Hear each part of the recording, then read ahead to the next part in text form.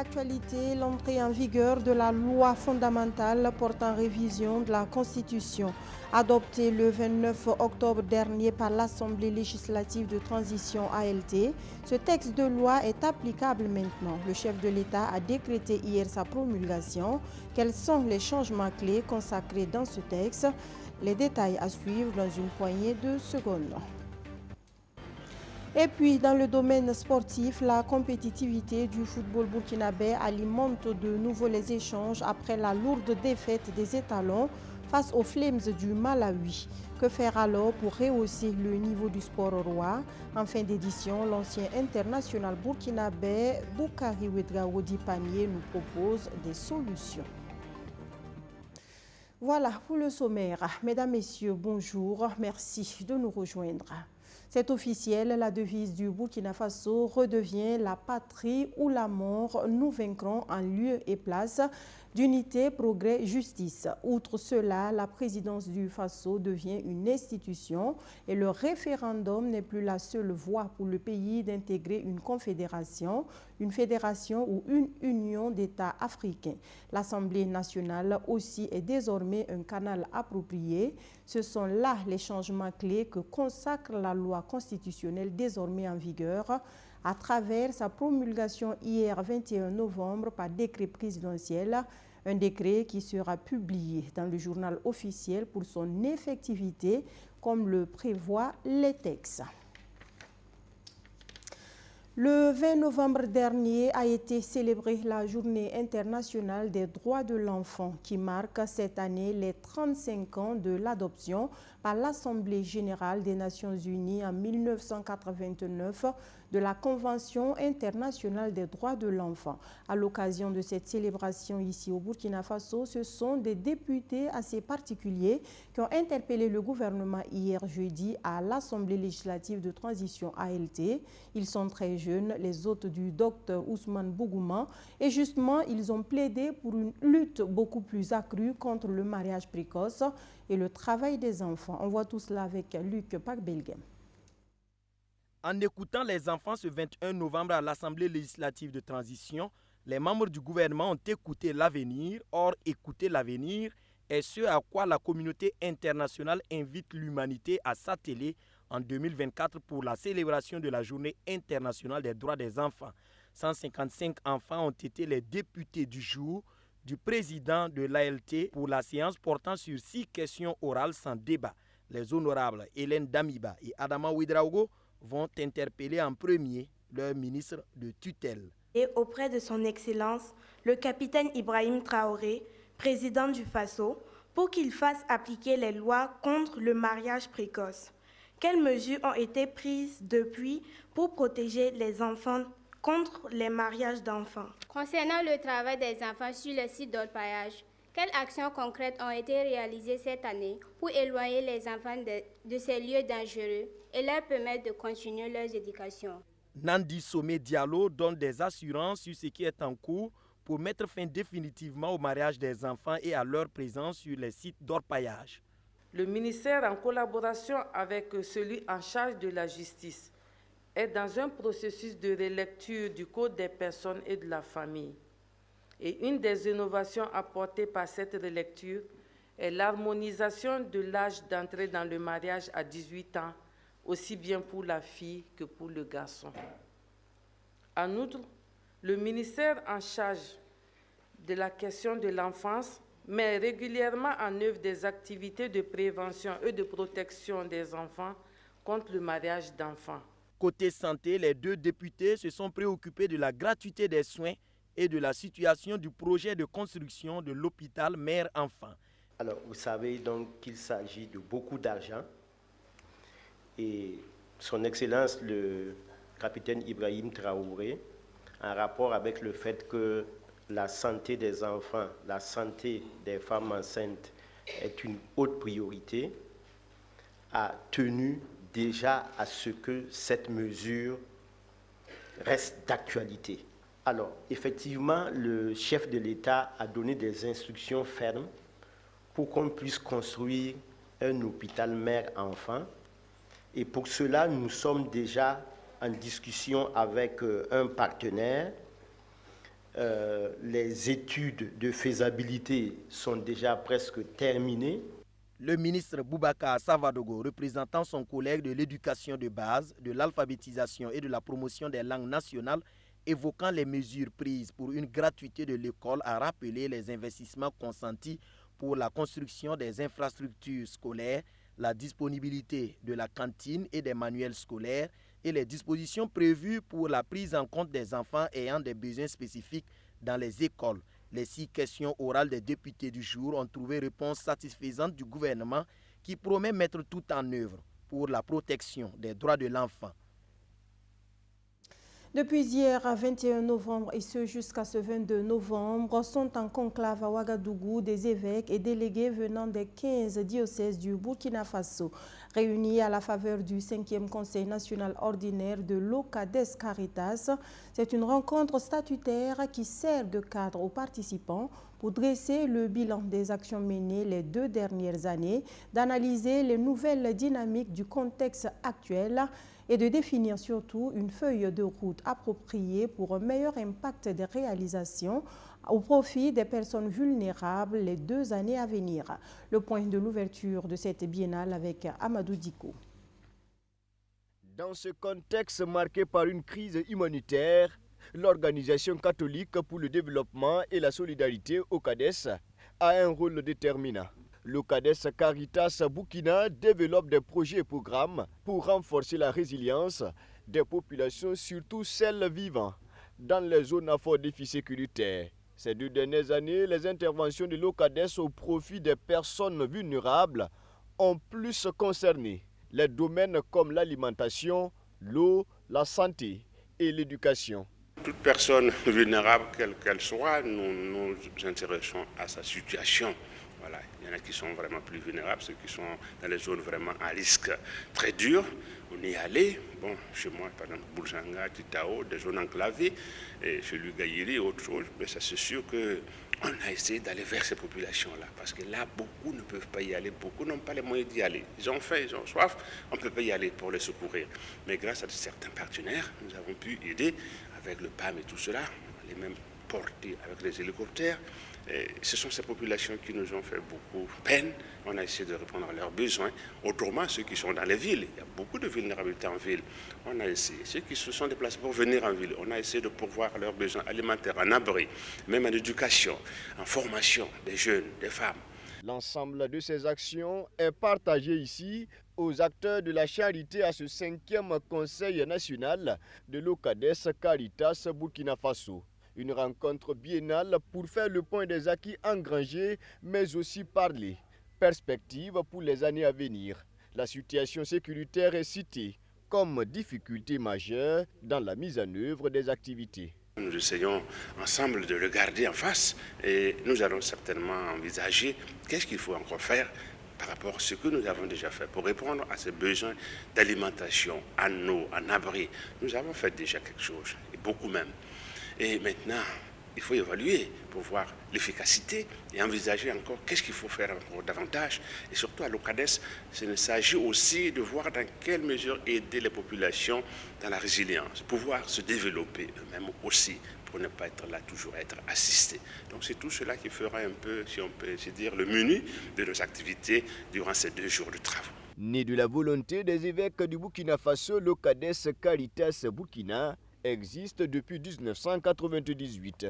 L'une de ses missions principales, travailler au mieux-être et à la dignité de la personne humaine.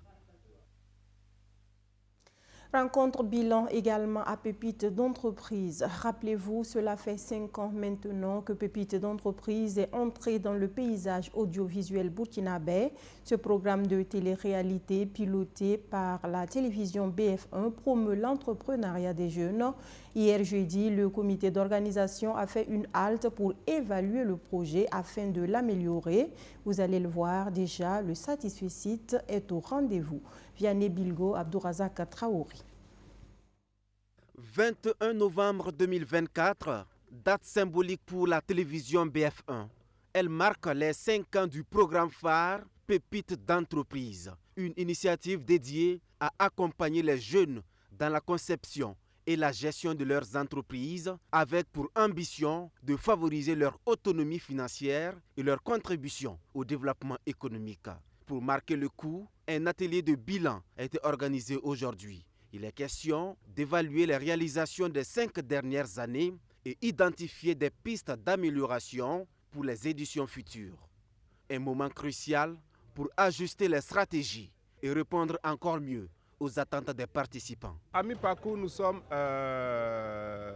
relativement satisfaits. Nous ne pouvons pas être très satisfaits parce que sur près de 3000 jeunes qui ont été formés, nous avons près de 200 jeunes qui ont formalisé leurs entreprises. À travers ces jeunes qui ont formalisé les entreprises, ce sont des emplois qui ont été créés. Si nous prenons une moyenne de 5 emplois créés par entreprise, voilà, vous pouvez facilement vous faire une idée. Ce sont près de 400 formations qui ont été délivrées à l'ensemble de ces pépites d'entreprise, ce qui contribue un tant soit peu à faire évoluer l'écosystème de l'entrepreneuriat jeune. Donc en termes de bilan, nous avons des raisons d'être satisfaits, mais une fois de plus, nous ne sommes qu'au début. Nous travaillerons d'ici là pour qu'au bilan prochain, on soit davantage satisfait. Au-delà du bilan, ce rendez-vous d'échange est le cadre pour marquer le top départ de la grande foire pépite d'entreprise. Une vitrine exceptionnelle pour les jeunes entrepreneurs, leur offrant l'opportunité de mettre en lumière leurs talents et leurs produits. Il faut aussi dire que cette cérémonie bilan est couplée du lancement de la foire de pépites d'entreprise où les pépites viennent exposer leurs différents produits et nous lançons justement un appel aux populations de passer à la foire parce qu'il y a des produits très intéressants que les pépites leur offrent. Une belle dynamique pour un programme qui continue de transformer des idées en projets concrets. Le groupe Coris Bank International, partenaire privilégié du programme, est davantage séduit. Nous sommes le premier partenaire financier des pépites d'entreprise depuis le début. Nous accompagnons chaque année ces jeunes créateurs d'entreprises et à travers des financements qui sont adaptés. Aujourd'hui, la halte qui a été menée est une halte stratégique après 5 années, de faire le bilan de ce qui a été réalisé, de regarder les acquis, les imperfections, mais aussi de mettre en place des plans d'action corrective pour être dans une démarche d'amélioration. En tout cas, il y a un certain nombre de recommandations très pertinentes que nous avons reçues et qui seront fidèlement transmises en tout cas aux parrains. Pépite d'entreprise est aujourd'hui l'une des plus grosses vitrines de l'entrepreneuriat des jeunes en Afrique francophone. Créée en 2019, elle a permis à plus de 3000 jeunes de se former, plus de 200 entreprises d'être formalisées et redynamisées avec près de 400 modules dispensés durant les sessions. À l'espace numérique ouvert de l'Université virtuelle du Burkina Faso, il y a ces jeunes qui pourront peut-être mieux mettre en lumière le fruit de leurs travaux de recherche sur l'intelligence artificielle à pépite d'entreprise. En attendant, ces résultats sont présentés à l'espace numérique ouvert du Temple du Savoir.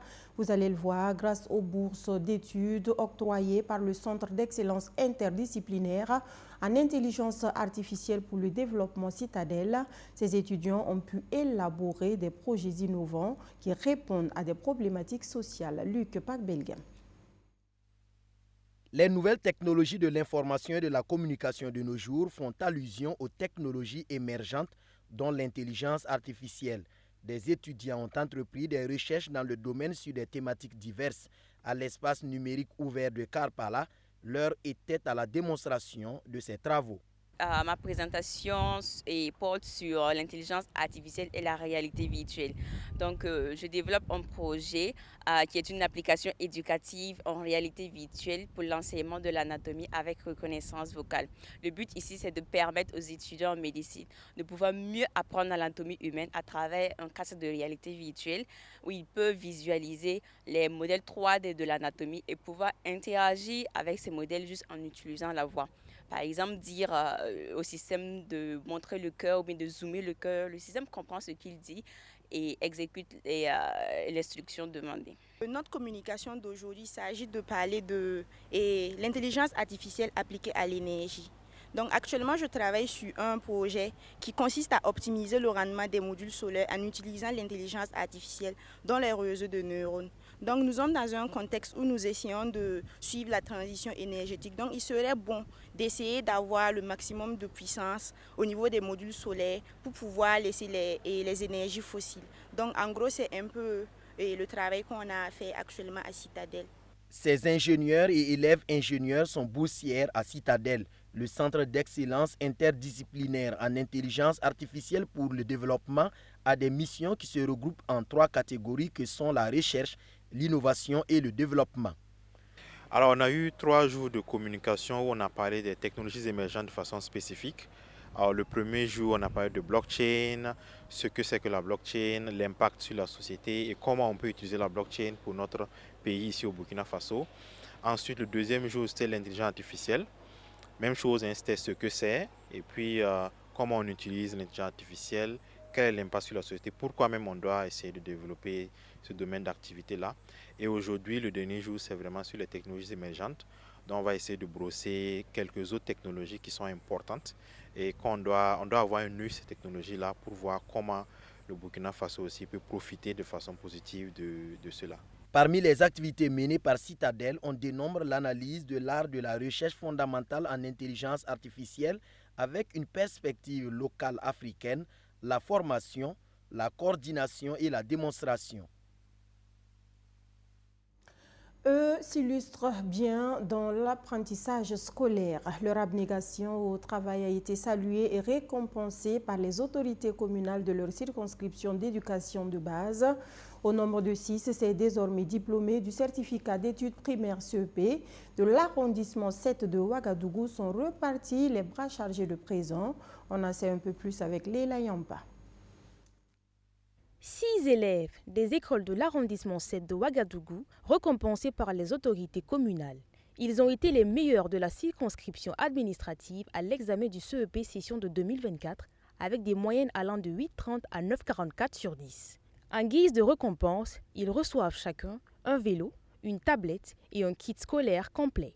Je suis très contente d'avoir reçu ce prix. J'ai eu 9,44 de moyenne à l'entrée en 6e. J'ai bien travaillé et j'ai bien écouté les professeurs. Les meilleurs enseignants ont également été primés. Parmi eux, Jacqueline Tapsoba, enseignante à l'école Kosiam.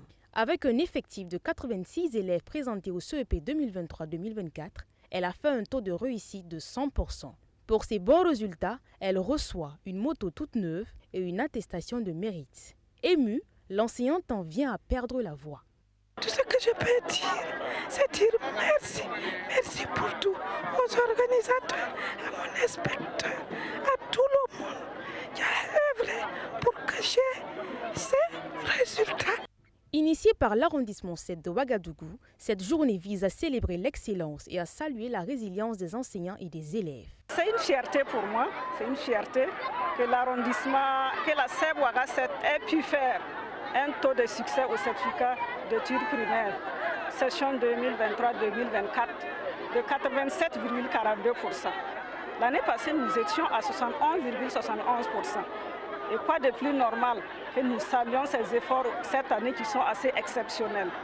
Donc aujourd'hui, cette année, c'est 87,42%, je l'ai dit. Et ça mérite que nous saluions les efforts de ces enseignants, des efforts de plusieurs années qui ont été couronnés donc par la célébration de cette journée. Avec des enseignants et des élèves portés par la volonté d'excellence, l'arrondissement 7 de Ouagadougou espère avoir de meilleurs résultats aux différents examens de l'année académique 2024-2025.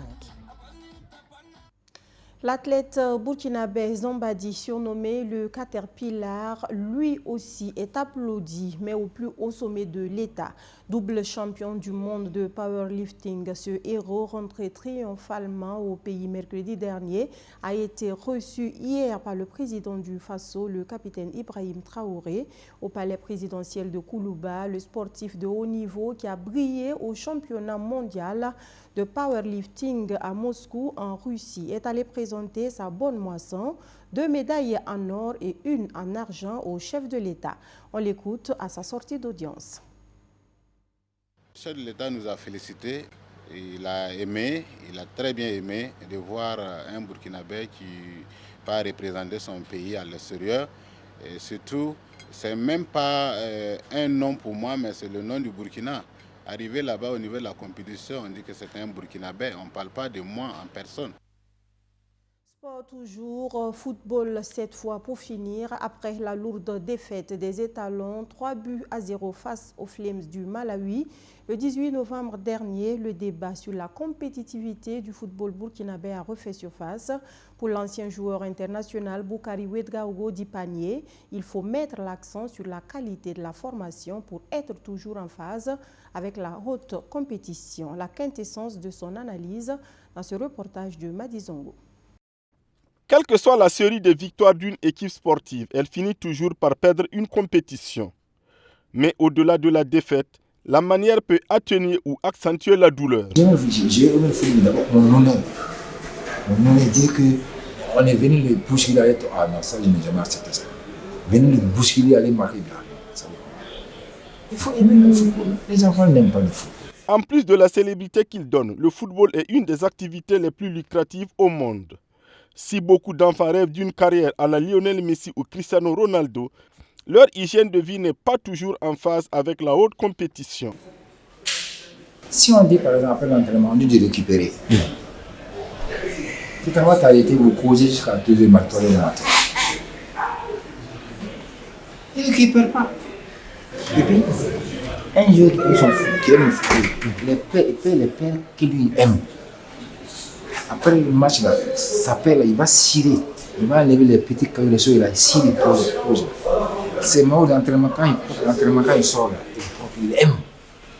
Comme je suis orgueilleux, je suis fier, je ne veux pas que l'adversaire me prenne à défaut. Je m'entraîne en conséquence, je me pose en conséquence. Pour améliorer davantage la qualité de la formation, Panier propose de récompenser plus la qualité de jeu que les résultats obtenus pendant les compétitions de jeunes. Résultats, d'accord, mais qualité d'abord. Les résultats m'importent peu en matière de petites catégories, comme on fait la formation. Ce qui est important, la qualité. Si nous bafouons la qualité, on veut brûler les étapes là.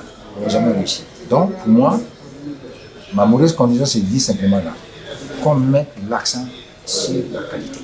Et qu'on prime la qualité. Nous voulons aller de l'avant. Nous parlons chaque fois de la catégorie des jeunes qu'on doit mettre en place. Nous disons chaque fois que la base, la formation est le levier sur lequel on doit s'appuyer pour projeter notre football. Mais de grâce, c'est que le point sur lequel j'insiste, quand on fait la formation jeune, on choisit. Quand j'ai une équipe, quand j'ai junior, cadet, minime, on fait un choix. Résultat, d'accord, mais qualité d'abord. Malgré le talent naturel qu'il dégage, plusieurs enfants ont échoué dans leurs ambitions de faire carrière dans le sport de haut niveau pour n'avoir pas su faire le sacrifice qu'il faut. Merci pour votre aimable attention et à très vite sur BF1. À demain, je dirai, pour un autre point de l'actualité. D'ici là, ne zappez surtout pas, nos programmes se poursuivent.